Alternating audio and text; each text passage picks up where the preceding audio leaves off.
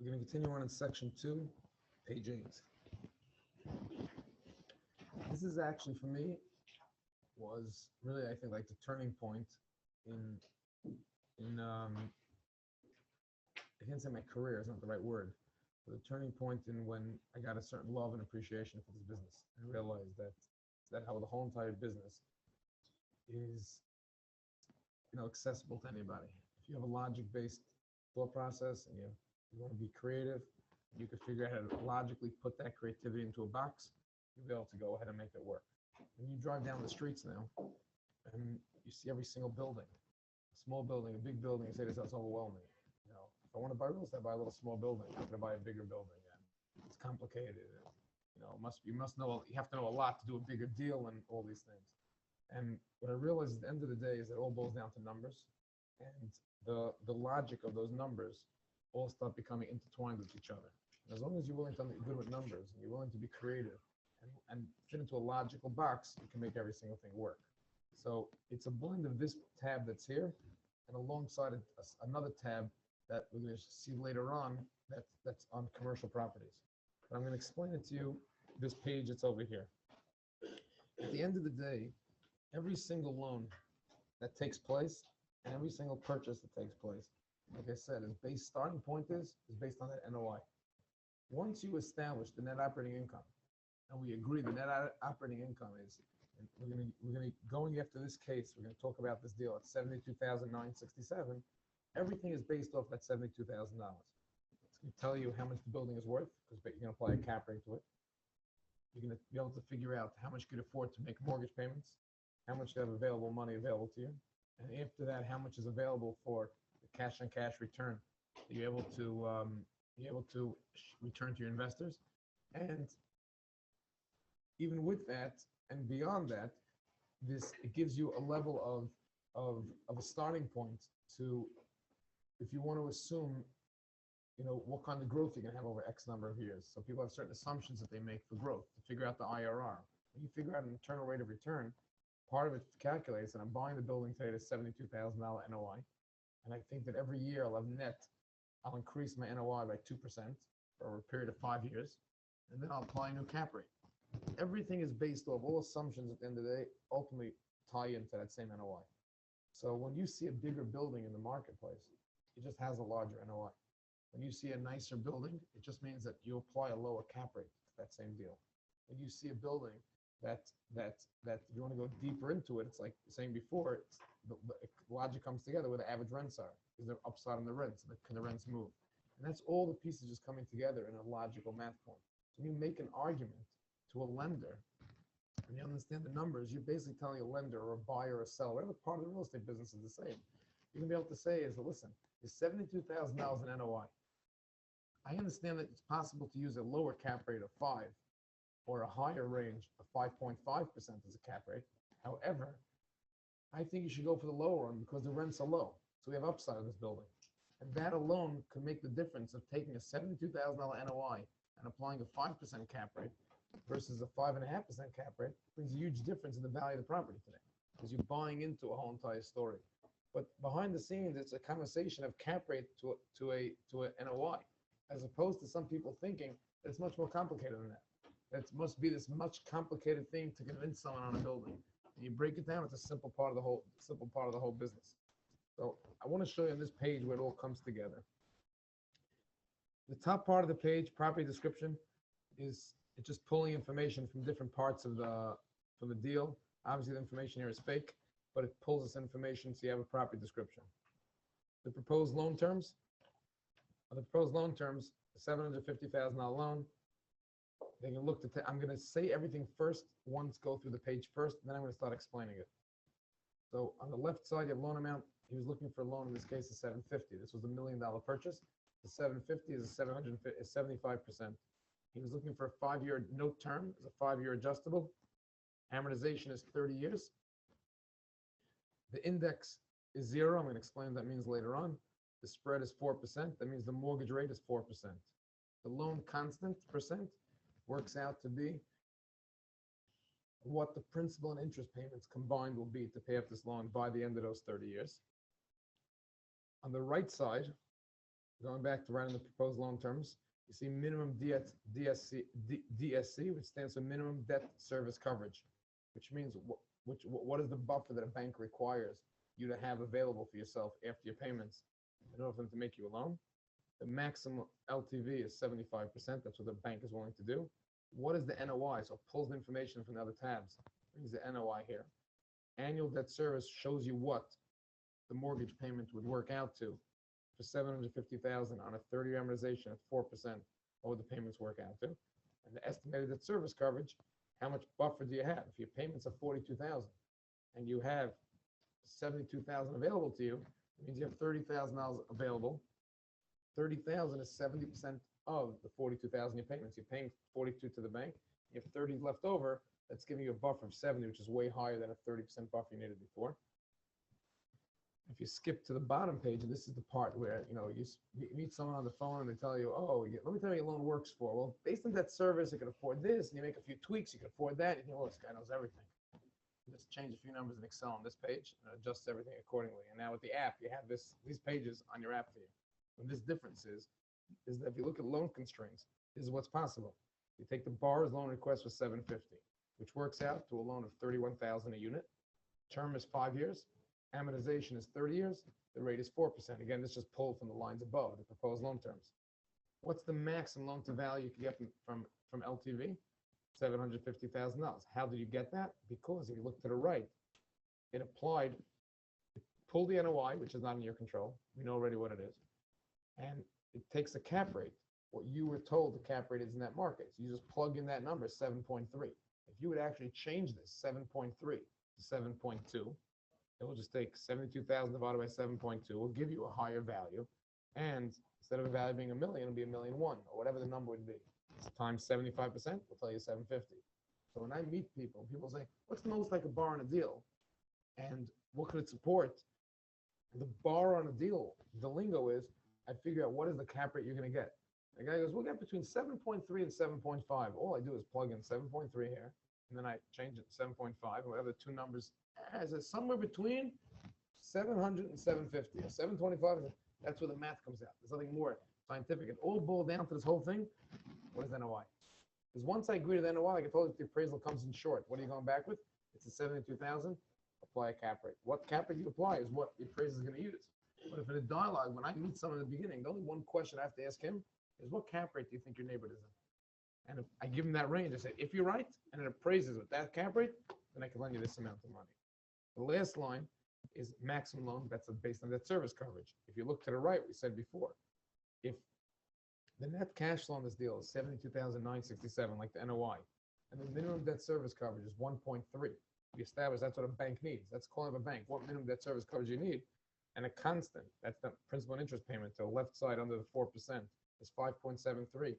Its math tells you that if you had it, again, and these same calculators are built into the app. If you want to send the formula to it, I'm not going to go into detail because I don't think you ever need this formula, because today with apps and everything, you never have to know the logic behind the scenes.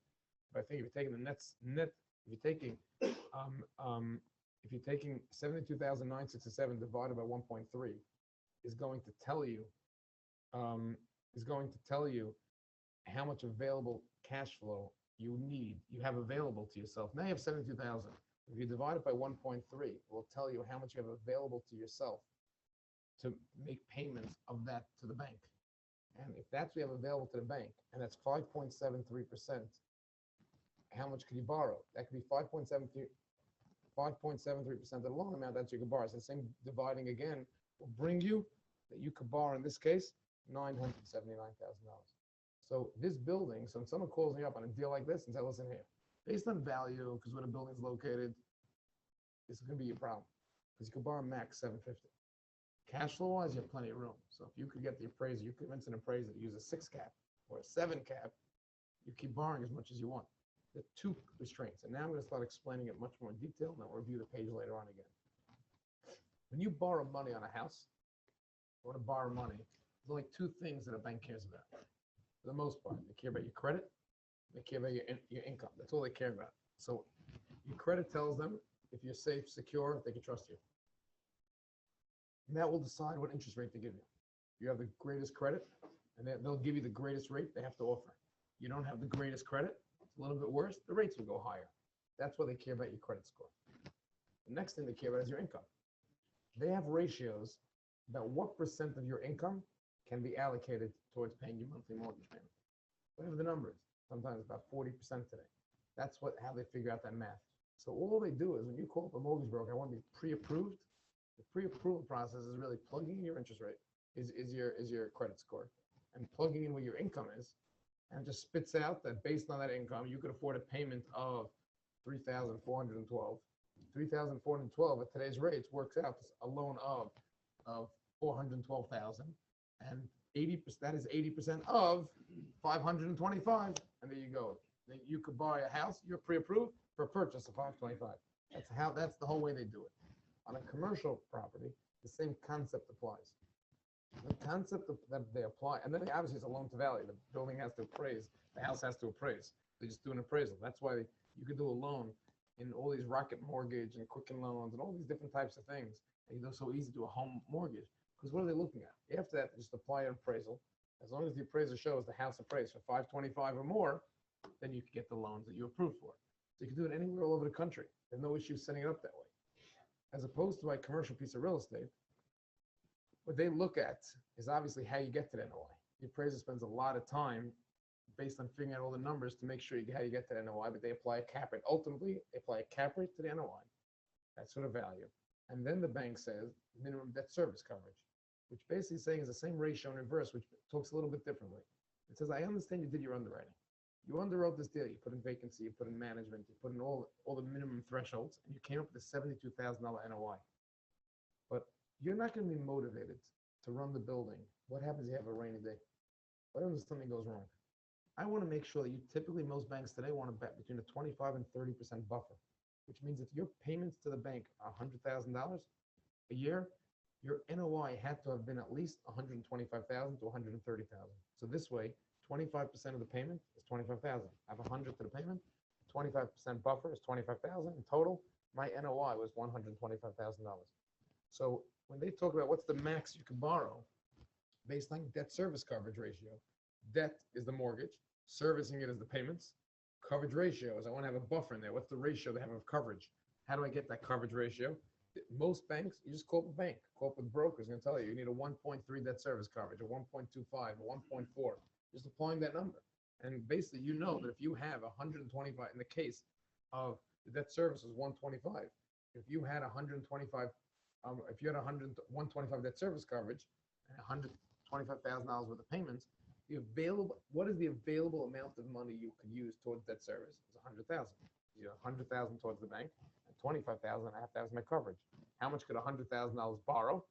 If your constant is 5.73%, you could borrow 100,000 divided by 5.73. The constant, if you're available after the debt service is 72,000, then bring the number back down and divide it by 5.73. That gives you the number they have on the page here of 979. So what's interesting is at different times in real estate, it's going to change what is holding you back. So in prime New York City, the issue has nothing to do with debt service coverage. The issue has to do with value. I mean, the issue, I'm sorry, has nothing to do with value. It has to do with debt service coverage. It's the opposite way. That in New York City, this same deal is not at a 7.3 cap. This same deal is trading at a 4 cap, a 3.5 cap. If you took 72,967 and you divided it by 4%, that amount is going to be way higher. The loan that the bank should lend you based on 75% will be a lot higher than the 979,000. Your restriction is going to be, I'm willing to lend you based on value $1.4 million, but your cash flow only supports 979. And sometimes it's the opposite. So in rougher neighborhoods with higher cap rates, the issue looks something similar to this, is that interest rates are very low, so you could afford a payment of 979, but the cap rates in this area is 7.3, and therefore I can only lend you based on a value of $1 million, I'll lend you 750. And if you understand the interchangeable, so what changes on some of these deals again? Can you figure out more cash flow? And if you don't have more cash flow, it's not going to work. So sometimes deals are so sensitive that every new lease or every new rental or a rent bump, sometimes we do loans, and this is the example of creativity. When we go do a loan with a bank and we're off by 979 is the number, and or we can't, let's say they're going the other way around. The bank's willing to lend 750 based on loan to value. Based on that service, it only supports loan of 723. So we're short 27,000. But sometimes you're actually going back to the bank. You're going to take in the rent roll. And I got the rent roll in January. That's when it was last updated. I realized the bank's not going to close this loan until June, let's say, from the time I start till the whole process. I would actually go back to the rent roll and see which rent increases might be happening between now and June. And you don't focus on it. I have this tenant, his anniversary came and I increased my rents 2%. But then, yeah, that makes a difference now because I go back to my rent roll and I actually increase the rent roll because I come to the bank by closing. This is how the rent roll is going to look. And as long as it is by closing, you change it in the rent roll. You put everything is fully disclosed. You put on the submission, you'd write to be at closing. This will be the rent roll, and that difference of $3 or $4 or $5 or $6,000 pretty much goes straight to the NOI, and that difference could sometimes be the whole difference of the loans you're looking to get. Sometimes you have lenders that are willing to give you even within a few months past closing. So the creativity comes out. It's all logic based. Some banks say no.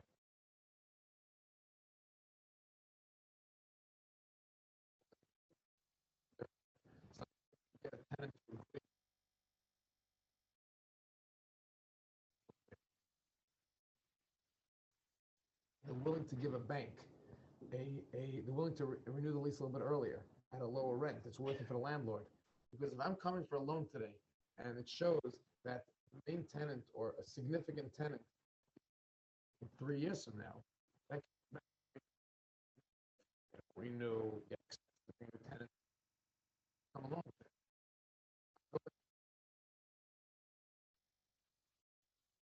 10,000. You know that the market right now is 18,000 a month or 16,000 a month. I have a benefit if I re-sign your lease right now. So I'm willing to make you a deal. I'll re-sign your lease at a discount at today's market. And it's a negotiation. Obviously, depends on who thinks they need who more. And it's a negotiation at that time. That difference sometimes makes the whole entire difference. Now, I'm saying something now that, again, I don't have the exact details. I can tell you the concept. I'm saying it more on videos. I think the added thing is hearsay. I want to tell you, understand the story. The people who make the most money many times in commercial real estate are leasing brokers. Because there's a concept of inside trading, right? What's inside trading? If you have information, if I'm talking to a bank today, and the banker tells me, by the way, we're coming out with earnings this afternoon. Our earnings are going to be off the charts what any of the market thinks. And I go buy stock this morning based on that information. I'm sitting in jail. I won't be here for tomorrow's course. That's how fast they'll track that down. It's inside trading. A leasing broker knows what, how many tenants are interested in a building and what they could sign. So usually a lot of times, if I was buying a vacant building, I'm nervous. Can I rent it up? Many times vacant buildings are bought or partnered up with leasing brokers sometimes to know that area because they know they can bring tenants in. So the story goes that there's a property in the city, in New York City, this is going back like 10 years, that someone went, it was a vacant building in the city. Someone bought the building, went to contract, let's say at 14 million. Someone else flipped it, bought it off him for like 15 million before he even closed the first time. And someone flipped that contract again for like 16. And look, someone buys the flip at $18 million. Now it's New York City, it's speculative, but it's New York City, I think you can rent it. And everyone thought, whoever was involved in any speculations says you're crazy. There's no way in the world it can make sense how you're renting the building. You get retail downstairs, what are you doing? This was a leasing broker who was involved in it. He already signed a lease for American Dollar. American Dollar is the space in New York City, that's how it was built. He knew he had a lease, let's say, of $2 million a month, $2 million a year, triple net. He already had it signed. So for him, he bought a building that the day he closed at that time was worth $21 million. Now, did it make sense? Otherwise, he didn't have the lease, it would be worthless. Not worthless, but maybe you could find another American Dollar. But you have to have something that made sense to pay that rent for the whole building, the way they set up that structure. So they have intel in a marketplace. They know what they're able to rent and what they're able to get done. Similarly, sometimes you have rental agents have the same thing on apartments. If they're doing a lot of rentals and they're realizing when they're making rentals that people that are thinking about this building, okay, for $2,000 a month, realize that, something, the difference of $1,600, 3 blocks away, they'll pay $1,600 because the rest of that area, probably a few blocks away, is probably at $1,300. A few renovated apartments, $1,600. Some of these rental people will go out to an owner and say, why don't you buy this building? I'm telling you, we could gut it and bring it to $1,600. It's projections, but all of these things of information that comes out there comes back to this conversation here. If you don't know what trends are going, that's where you could sit with the appraiser and show the appraiser that. And here's the key thing about how an appraiser appraises a building. When an appraiser appraises a building, they apply a cap rate to the building. They apply, there's the NOI, and they put a cap rate. However, they do a 10-year projection, and they apply that same cap rate, and then they average it out and bring it back to 1. That's the concept how they do it. So therefore, if you're able to go to an appraiser and say, listen, I know right now my NOI is 72,000, and I hear you want to put this cap rate of 7.5 in place, but next year I'll be able to do A, B, C, D, and E. And the second year, or if you keep applying a 7.5% cap rate on 72,000, then it's 75,000, then it's 79,000, then 84,000, you average it back, it's the equivalent of giving me a cap rate today is 7.3. So you could give me, because I have upside. So that's where it starts with NOI, but it also goes behind the scenes where the rents and where things are moving to there. So that's the bottom part over here, the plate. Another part over here is that, and this is how amortization works. So what I found to be, so I want to explain how a loan works. When a bank lends money to you, a bank is lending money primarily from the deposits. They have $1 billion in deposits. They're paying out 1% interest rate, a deposit rate for that $1 billion. And if they don't do anything with the money, they're losing money. It costs to run the bank, plus they're paying out a 1%. What they do is they lend money. They're lending money to you and charging you 4%. They have enough money in there to cover their overhead, pay the depositors, and the profit margin that they're looking for. And that's how they make money. Banks lose out if what's called an interest rate risk. What happens if a bank lends money today for 5 years? We did 7 months ago, 6 months, probably less, probably 4 months ago, banks were lending 5-year money at 3%. Today, 5-year money is 3.75. Think about a bank that closed the deal 3 months ago at 3%. And rates are moving up. The fact that rates moving up doesn't affect them. They can just say, I could have made more. But what happens when they start having to pay depositors more? What happens when the competition comes down? That's going to start happening soon. The banks are going to start competing for your deposits. They can start promising instead of 1%, 1.25%, 1.5%, 2%, 3%, move up. What happens if they're only collecting 3? They're paying depositors 2. It costs them 2% to run the bank. They're underwater. They might as well close down. And the answer to that statement is that they are putting out new money every single month. So they only put out money at 3%. It's a 5-year loan. And rates took a year and a half till it moved up. So you're right, they're losing money. But for only 3.5 years, only a part of their portfolio. There's another part of their portfolio, they just lent at 4.5%. They're way ahead of the game. Plus, there's a lot of different moving parts to hedge themselves. But I'm not going into banking as far as real estate. You need to know that for real estate. Basically, the most common way a bank lends money is they just tell you your interest rate. When you call up on your home mortgage, you're looking for a home mortgage, go to the bank. Rates today are, they tell you the rates. That's the example I gave here. They tell you the rate.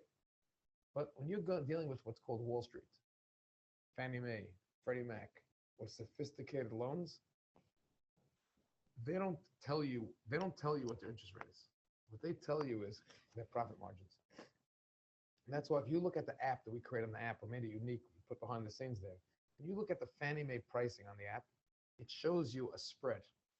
So it shows you the spread is 200 over LIBOR, 200 over, 230 over, 250 over, whatever it is, 250 over. What is that? The lender is basically telling you is that I'm going to give you an interest rate of whatever. When we close, I'll tell you what your actual rate is. But between today and closing, things may change. I don't want to get stuck in the middle. I don't want to promise you a rate that between now and closing, my costs go up. So I'm going to tell you the formula. So whatever the 10-year treasury is, plus 2.3. The day we close, I'll actually buy the treasury, so to speak. I'll lock the rate, and that'll become your rate for the next 10 years. So they're telling you the formula between now and closing. So this is the example I was giving to you. Before the election came in, no one knew what's going to happen. Someone was in contract on a building. Went to contract to buy a building for $10 million. He comes to me for a loan. I get him a loan of $7.5 million or $8 million. I give him a spread, 200 over. His rate, the 10-year T-bill, let's say then was 2%. His rate, assuming he was closed today, his rate was 4%. When he ran all his assumptions for cash on cash, IRR, for his investors and structure, he ran assumptions using a 4% number, using the NOI he has and a 4% number, and everything fit. He's able to borrow the money I was talking about. He's able to pay his investors. Everything was great. The problem is, day after the election, interest rates went up to 2.5. The 10-year T-bill jumped to 2.5. I'm rounding the numbers, not exactly the same, but just for illustration purposes, pretty close to the story. Now his interest rate is 4.5. He had two problems. Number one is sometimes the loan amount didn't work anymore because this debt service coverage, when he plugged in these numbers in this last line, didn't work anymore.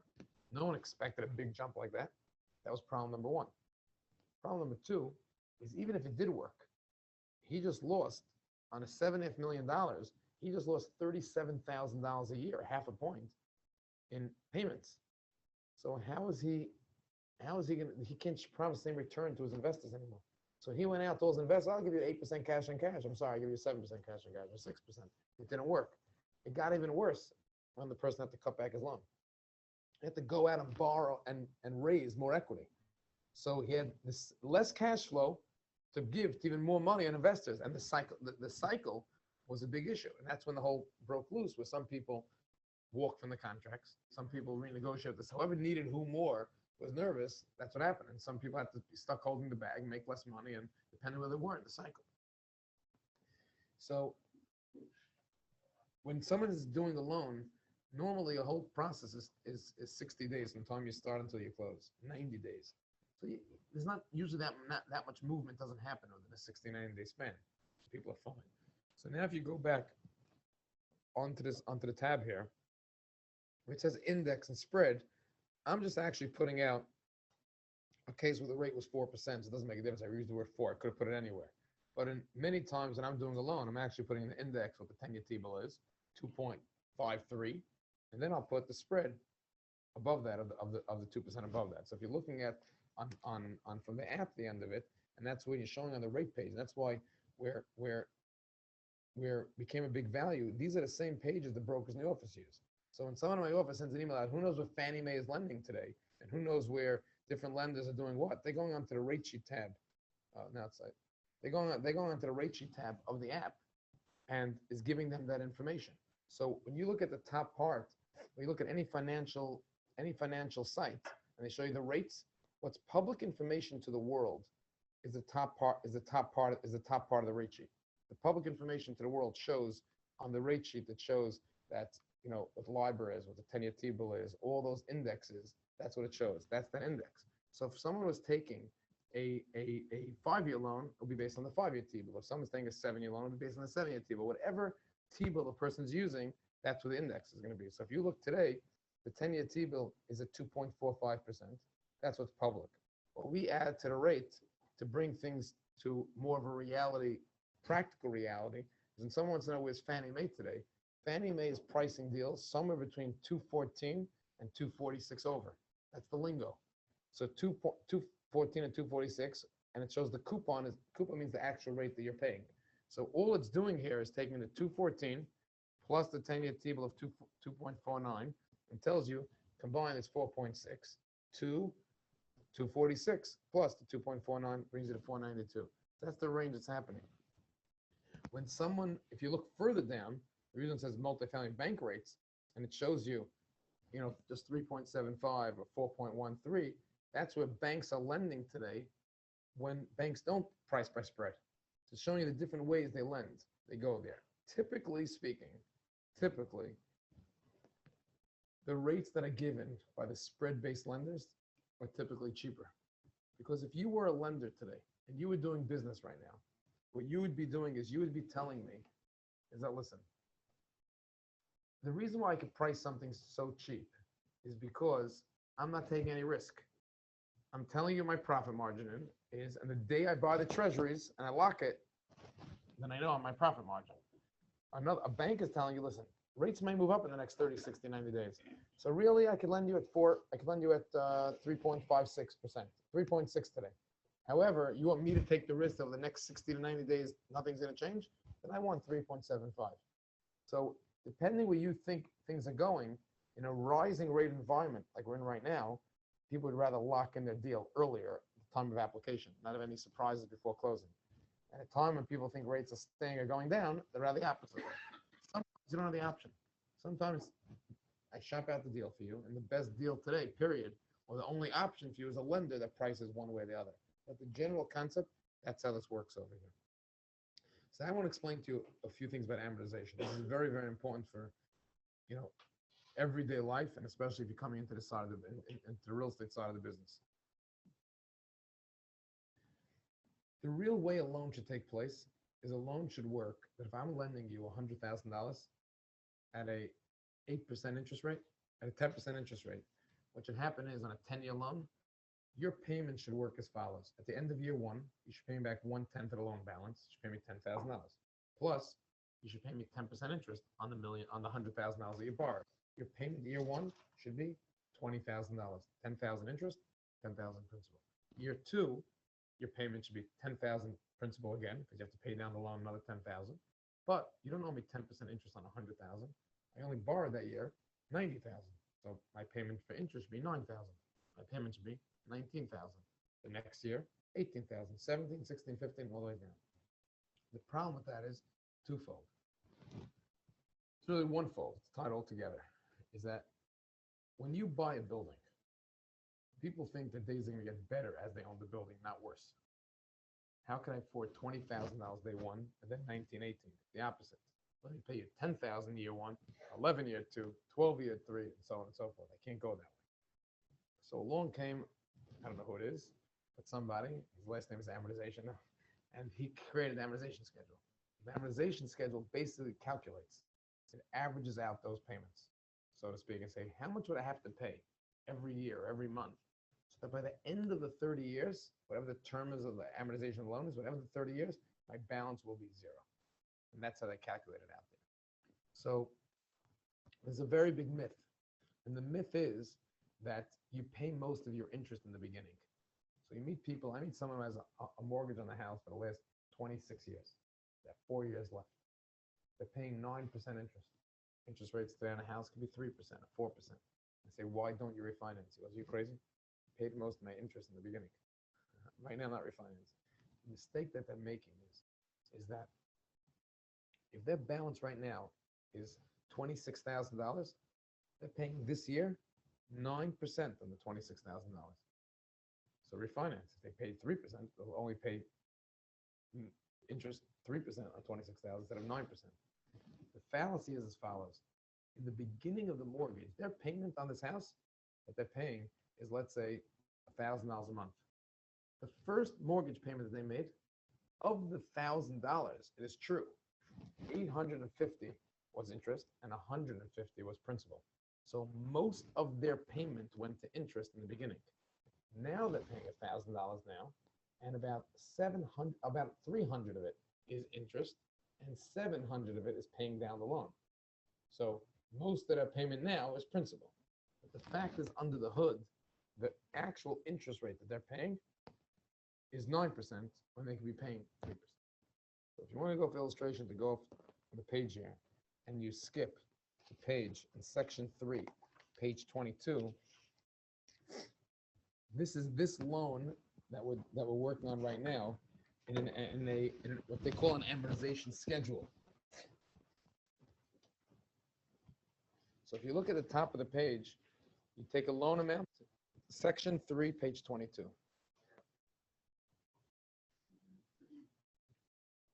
If you go to the top left corner, we're using the same story to keep it easy. Same $750,000 loan, same interest rate of 4%, same amortization of 30 years. I want to tell you one thing is very crucial. When you use a mortgage calculator, okay, you never type in how many years the rate is fixed for. You type in amortization. So even though this loan is a 5-year adjustable, 7-year adjustable, doesn't make a difference. What rate am I paying now? How many years is the loan divided over? And when the loan amount, those 3 pieces of information. What the mortgage calculator really just does, just so you understand, it calculates for you what is the loan constant. What is the percent of the overall initial loan that you're going to have to pay fixed? It's the amortization schedule, fixed for all 30 years, every payment, or as long as until the rate changes, that you're going to have to pay consistently, and then it just applies that to the loan amount. So, when, at times when someone's, they just have to remember. They say, how much can I borrow without a mortgage calculator? You see, today the whole concept of that mortgage calculator doesn't exist because you have a phone with an app and whatever. But the concept is, I can figure out your mortgage payments in his head, or just with a simple calculator. No one can figure out the simple calculator. What the person really knows is just a few numbers. When I'm doing a loan today, I know that a 5-year loan is 3 3/4. A 7-year loan is 4 1/8. A 10-year loan is 4 1/2. I know there's 3 rates. And I know that 90%, 99% of all commercial loans are either a 30-year amortization or a 25-year. I just have to remember 6 constants. What is a 3.75% rate at a 30-year amortization? At a 25-year amortization? In this case, what's a 4% rate of 30-year amortization? 5.73. Now, what happens to you about $46 million? 412,000? Take the loan amount times 5.73. That's your payments. So someone looks like this big genius, so I read a simple calculator. That's all they do. They memorize 6 numbers that are relevant to them. In my business today, there's only 6 numbers that are relevant. 4 1/8, 4 1/2, 25-year amortization, constant for those 6 numbers. And someone comes, what is my payments about? I'm borrowing $12.5 million. What can my payments be? I can tell them off the top of my head. We're just using a calculator for that information. I don't have to remember those constants. Because between my app or anything, just type in what are the mortgage payments of, and somebody asks what the Syrian is. So, but what's the point of 5.7? It took 750,000 times 5.7 gave me the yearly payment of 42,967. Now you look at number 1. If you divided the 42,000 divided by 12, it comes out your payment is 3,580. That's the same payments for all 30 years of this loan. And if you look, interest is $2,500. That's simple math, because 4% of $750,000 is $30,000. Divided by 12 is $2,500. What's remaining? 3,580.61 minus 2,500 is 1,080. What is your balance of my loan after the first month? 748,919. Comes to the next month, my payment is exactly the same. My beginning balance is 77,480, means 748,000. My payment is 3,500 and change. What is my interest that I owe this month? I don't owe 2,500 anymore, because the bank, I already paid back the bank some of its loan. And this is actually calculated down to the date. It's not like it's monthly, just showing you monthly. Behind the scenes, that's what happens. So if you look at it as it goes through, this month, instead of paying back 1,080, I pay back 1,084. And the pendulum keeps switching. And that's why when you do a loan, you say, I did a loan for 10-year loan on a 30-year payment. I didn't pay down 1/3 of the loan, because in the beginning, a lot of my payment went towards interest. And the pendulum switches. In the beginning years of a loan, what happens is that, look, I'm making a payment of 3,500. 2,500 of it up to here is going to interest. As time goes on, this number keeps shrinking down, and that's where it goes to the end. So when I gave you the example yesterday, or the last session, two sessions ago, regarding borrowing money and giving you interest rate changes, I told at one point, someone came to me on the loan. I didn't say, I said, I think I said it somewhere else. If someone came to me and said, listen, I want to borrow money. I'm nervous about rates are going up. So the banks would lend you. The only time, the longest the bank lends money today, and I say 99% of the time, is 10 years. They'll commit to keep the rates for 10 years. The only time they go past 10 years is if you're taking a 15-year self-liquidating. If you're coming to the bank and saying, listen, I'm going to pay off this loan in 15 years, give me a 15-year loan, self-liquidating, the bank will do that loan, and they'll keep the rate for 15 years. Why? The reason why they'll keep it for those full 15 years is because to them, think about the risk that they have. For the last 5 years of the loan, it's an almost nothing loan to value. So even if they made a mistake and rates go up for those last 5 years, they made so much money the first 10 years, the first 5 years, because they got overpaid and the balance is being paid off so fast. So for whatever reason why they do those loans, it's safer to average their portfolio, different things. They make the loans 15 years. So I was explaining to somebody that if you would want to take, instead of, let's say a bank's offering you a 15-year self-liquidating, these are the rates today, at 4.5%, and you could borrow for 5 years at 3.75%. I said, I would probably to borrow a 5-year adjustable rate on a 15-year schedule instead of a 15-year straight. And the reason is because if you took a 15-year straight loan, then you're paying guaranteed 0.75% extra a year. So even if you tell me rates are going to go up in 5 years, which I believe they will, how high are they going to go? Right now, 5-year rate's 3.75. If you think it's going to go to 12%, okay, so I can't relate to you and anything you're saying. If you think it's going to go 6, 7%, just realize here on this loan, if I save 0.75 point for 5 years, I could afford to overpay 0.75 point for 5 years. So I could afford that the interest rates go to 6.25 to 5.25 before I even say hello. That's even. But more importantly, think about on this loan at the end of the 5 years in this loan. In the 60th payment, my balance is $678,000. Think about this case. Even if my interest rate went up, I'm only paying a higher interest rate on 678, not on 750. So I could probably afford to pay a 5.5% rate in 5 years from now to balance it out. Now think about if this was an amortization of a deal like this was done based on amortization was based on you talk about based on a 15-year schedule. So that's where if you go in, that's one of the calculators that came in on the app. And this is the same thing. People have all these scenarios that bring what if. There's no formulas to do it. The balance, it's called the balance after. So if I go into the calculator here, the main calculator, so if I'm putting over here in a $750,000 loan, an interest rate of 4%, 5 years, no interest only, 30-year amortization. It's not relevant. It comes out that 678, that's the balance. If I switch the amortization to 15 years, comes out that now the balance is 480. So not only now did I look how I'm paying a higher rate, I'm much less. I'm 480 instead of 750. But the other part of the dynamic is that during those next 5 years, I'm paying off a very look up to the second third of the loan, the whole life of the loan, I'm be paying that even faster. So as I'm paying a higher rate, it's even less. Plus, I can tell a person what happens if something changes. So this is just showing you the math comes in, how to give a guy different advice. I tell someone says they don't understand financing, they say, oh, a 5-year loan rates are going to go up, I don't want to take it. But sometimes if you're taking a 15-year amortization, where do you think it's going up to? Things could start making different levels of sense as you're looking at transaction. Again, it goes back to, it's all logic-based. And you get to see the numbers black and white. There's no assumptions. It sounds better, sounds worse. You see it black and white. If you look at this, section 3, page 21, this is that constant graph. This just shows you an example. If interest rates were 3% or 3.25, 3.5, 3.75 going down, and yet amortization across the top, what would the constant be? So on a 3%, on a 4% interest rate, on a 30-year amortization, that's that 5.73 number that we had before. If the person was looking for a 15-year number, I just used my mortgage calculator to tell me the balance, how fast you're burning it down. But on a 15-year number, he's paying 8.8%. So here's another fallacy when someone does not understand finance, they get taken advantage of, and why the government came with regulation to protect homeowners.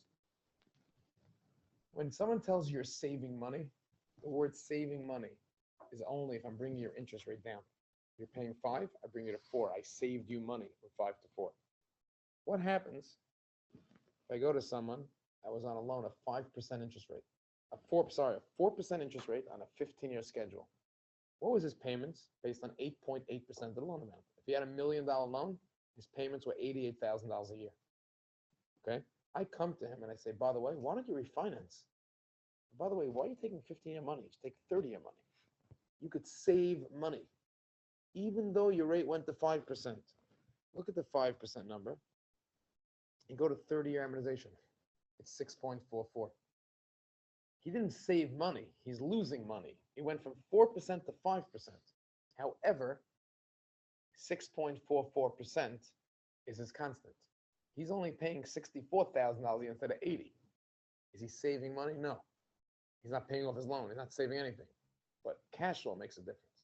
And that's why when you're in this business, you have to understand what is the return people need. Because if you're focusing on a return, then sometimes you want the longest amortization. Sometimes you want something that's called interest only. I want the bank to just charge me. No principal pay down. My payment's 4%, my interest rate is 4%, just charge me 4%. It's called interest only. And banks don't like to do it because they want to get paid off. Others like to do it. Borrowers love to do it because why do I want to pay down my loan? For what reason? I have cash flow coming in. I have to return to investors. I don't get out of debt for life. That's a key difference. On my house and your house, your goal is not to have a mortgage. You make a party the day you don't have a mortgage. On a commercial property, it's the opposite. Why would I want to have no mortgage? It's the tax benefits. I could use the money I could cash out money and put it to something else. I keep buying buildings, different mindset. Now, people still take the approach of conservative. Oh, I don't want a mortgage on a building. But for the most part, that's what goes on with these numbers. So if I'm meeting somebody and the person's doing the loan, that's why when I'm doing the loan and I coin myself as a trusted advisor, because I want to understand what's the person's goal, what's his plan. If his goal is to give a better return to his investors, he'd rather pay, go in the normal sense. There are banks that lend today at 4%, and they're going to do a 25-year amortization. And have a bank that can lend you at 4.25% and do a 30-year amortization. So if you look, the payments are lower. The net payment is 5.9% as the constant on a 4.25 rate for 30 years than it is for 25 years. Sometimes a person would rather pay a higher interest rate for better amortization. A higher interest rate if you got interest only. Only if his main drive is cash on cash return. Because if that's what he needs today, it's better for him. When someone's very sophisticated and their goal is IRR, they don't care about this. Because at the end of the day, what does an IRR calculate? You go into the calculator, you go through it. It figures out when he's going to sell the building at the end of 7 years, it takes the profits of the sale, combined with the return, and it puts it all together. On the 25-year amortization, I'm going to have more profits at the time of the sale because I paid down more of the loan during the next 7 years than I would have. The balance is going to be much lower than on a 30-year amortization, or so on and so, as you keep bringing it out there. So therefore, these are the pieces of the puzzle that make a huge difference. Why sometimes I have a simple-minded broker, when it's not new, walk in and say, I lost the deal. The guy told me he wants the best rate. Did you understand why you wanted the best rate? Because most people brain says the lowest rate, lower payment, bigger return. But it's not true. There are other pieces of the puzzle that make a difference in the equation. I don't know which side of this business you plan on going into. Are you going into real estate? Are you going in on becoming an owner, becoming a leasing agent, becoming a sales broker, becoming a mortgage broker? What part of the process? But in every part of the process, you always want to ask the questions. The people you're dealing with. You're always in sales. Even if you're buying, you're probably taking investors. You want to understand their thought process on money, what's really important to them. And the same thing could be a mistake with an investor. The investor is saying that he wants his returns a certain way. He must get a cash on cash. But no one ever showed him that you're better off bottom line. What are you doing to money? He goes, no, that's what I was told. I want an 8% cash on cash. Did you realize if you're willing to take a 6% cash on cash, then I could get ourselves a better deal because I could take a 25-year amortization. You can get only 6%. But over the life of the loan, when you look back later on, that extra 2% you lost, we're just putting it down to pay down the mortgage payment. And we're going to have a bigger balance, lower balance, and more cash available, more equity in the deal. So wherever you're going in the process, you always want to find yourself asking questions and being able to communicate back and forth. If we go back onto page 8 in section 2, that's where all this thing comes much more, the clarity comes all together at the same time. Now I'll review it from the top down as I did before. I'm borrowing $750,000, 30-year amortization, interest rate of 4%, my constant 5.73. In front of me, I have an NOI of $72,000. Bank needs a 130 debt service coverage. What's my payment? $42,000. Move to the bottom. How much could I borrow? Based on loan to value with the 7.3 cap, gives me $1 million value. I could borrow $750. Based on a 5.73 constant and a 130 coverage, I could borrow up to $979. And what this page is doing is really just allows you to do a lot of those different mortgage calculator tabs all over the place in one place. Go ahead and play with some of these numbers. Once I'm on this page, I'm going to say it again later on. I want to explain another part of creative financing, so you understand where creative financing comes in. And it's not just that it's creative financing. This is also some of the creativity when people buy buildings. If someone has a building, a commercial building, or someone has an apartment building even, an apartment building, the roof has to be fixed in 3 years from now. So the bank says a roof is going to cost you $30,000. you have to put away $10,000 a year in reserve to cover the payment. Or in a commercial building, your tenants coming due in 3 years from now, you have to have enough money to pay for tenant improvement, leasing commissions, etc. What ends up happening is that in your underwriting, you turn back a page, turn back 2 pages, and you go to page 6. One of the expense items would be similar to replacement reserves. You might have a line item there of $10,000 a year. So there are certain line items for expenses for value, like I said, using the across the board universal way of doing business. There's something called you have a gap. Over here, you could have for taxes, you could have here for NOI, certain expenses go above the line and some go below the line. So for example, in many cases, to get to NOI, the expenses we discussed. So if a bank would require you to put $10,000 away a year towards a reserve, that's uniqueness of this deal at this time. It's not universal to everyone who owns a building like this. So that's why if you really skip back onto page 8 at the bottom, if you notice, obviously no one asked the question because it's not a question and answer session. But if you didn't notice it, there's a big difference here. If you look at the line item for loan to value, it said the word NOI, 72,967. If you looked at the maximum debt service coverage line, it says NCF, which is net cash flow. Because here's how it works by a bank. For value, my NOI is 72,000. However, if a bank is requiring me to put away $10,000 a year into an account, that's an expense I have. I don't have that money. I have to put it away. Do I have $72,000 available to make a mortgage payment? I don't. I only have $62,000. So they're going to calculate how much I could afford to borrow. If there was a $10,000 line item, it wouldn't be $979. It would be whatever 62,000 allows someone based on a maximum debt service coverage. And that's how that information will go in. So the creativity over here is as follows. The creativity is that, let's assume for argument's sake, I'm just going to illustration purposes in this case. Someone comes to me and says, I want to take out a loan. And the same idea, don't just listen to it, I'm the mortgage broker. It's, oh, very good. So it helps a mortgage broker. If you're not a mortgage broker, you don't need to hear this. You want to hear this as an owner to understand the creativity on the other side. But the brightest owners today understand finance. Because they understand finance, like we said before, that's what makes all the real estate deals happen today. It's the structure you make with the bank, the structure you make with the equity partners, how you leverage everything up gives you the returns you're looking for. So you understand the financing, you can make deals happen. A person is going to buy this building because assuming when they bought this building, he did his assumptions. He went to the mortgage guy, he went to the app, the Eastern app, and he typed in, I'm buying the building for $1 million. My mortgage is this amount, my payments are this amount, I'm putting this amount. What's my cash and cash return? Perfect, I'm buying the building. What happens if he finds out that he can no longer get a mortgage for $750? He calculated the $10,000 reserve. He did that. He knows there's a roof problem, $10,000 a year in reserve. He calculated it. But he didn't realize that because of debt service coverage, he's not going to be able to borrow $750. He's only going to be able to borrow $700,000. The deal doesn't make sense anymore. Or better yet, he calculated that. He came in to buy the building at $700,000. What happens is a guy comes to me for a loan $700,000. I asked the guy who am I competing against. He tells me competing against broker 1, broker 2, and I have 2 banks direct. And what are they all offering you? They're all offering you about $700,000, a rate of 4%. I have no room to compete. As a broker, I'd say thank you very much and go home. Because if roughly that's the same numbers I could have, and he's already has a relationship, the odds are reputable people don't just switch relationships for no reason. They have to have a reason to switch.